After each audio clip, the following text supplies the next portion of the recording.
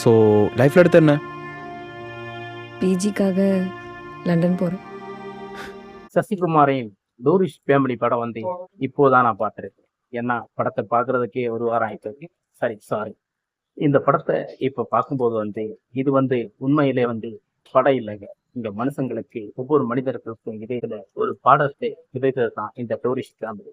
இந்த படத்தை ஆரம்பத்துல இருந்து பார்க்கும்போதே ஒரு த்ரில்லிங்காக இருந்துச்சு. இந்த படம் எப்பேற்பட்ட ஒரு கதையாக இருக்க போகுது, அதுவும் புதுமை கதாசிரியர் இந்த படத்தை எடுத்திருக்கிற விதத்தை பார்க்கும்போது நிச்சயமாக தமிழ் சினிமா இன்னொரு கட்டத்தை எட்டி இருக்கிறதுனா சொல்ல முடியும். அந்த அளவுக்கு இந்த டூரிஸ்ட் ஃபேமிலி படம் வந்து ரொம்ப இன்ட்ரெஸ்டாக இருக்கு. அது வேற ஹிட் த்ரில்லர் படமாக மாறி இருக்கிறது. இந்த படம் நிச்சயம் நம் தமிழ் உலகம் இல்லை, நம் உலகத்திலே பெரிய ஒரு மாற்றுக்கருத்தான ஒரு படமாக இருக்கிறது. ஒவ்வொரு மனுஷனுள்ள ஒரு விதைகளை விதைக்க வேண்டிய ஒரு படமாக இருக்கிறது.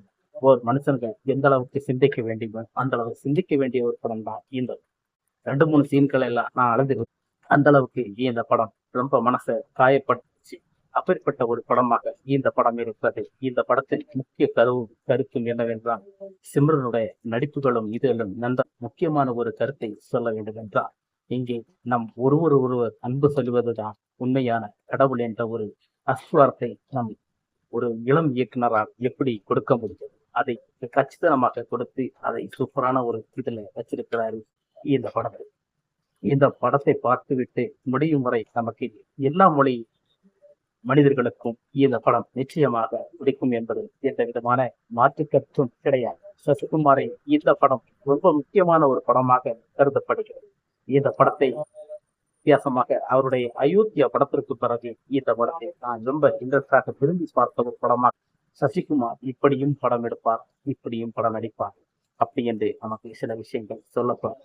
ஓகே ஃப்ரெண்ட்ஸ், இந்த வீடியோ உங்களுக்கு பிடிச்சிருந்தா, இந்த ரிவ்யூ உங்களுக்கு பிடிச்சிருந்தா மறக்காம சப்ஸ்கிரைப் பண்ணுங்க, லைக் பண்ணுங்க, ஷேர் பண்ணுங்க. இந்த ரிவ்யூ லேட்டா இருந்தாலும் உங்களுக்கு லேட்டஸ்டான ஒரு தகவல் தான் நான் கொடுத்திருக்கேன். படம் இப்போதும் வெற்றிகரமாக ஓடிக்கொள்ளும். ஓகே ஃப்ரெண்ட்ஸ், வணக்கம். சட்டம் ஒழுங்கு சரியில்லை.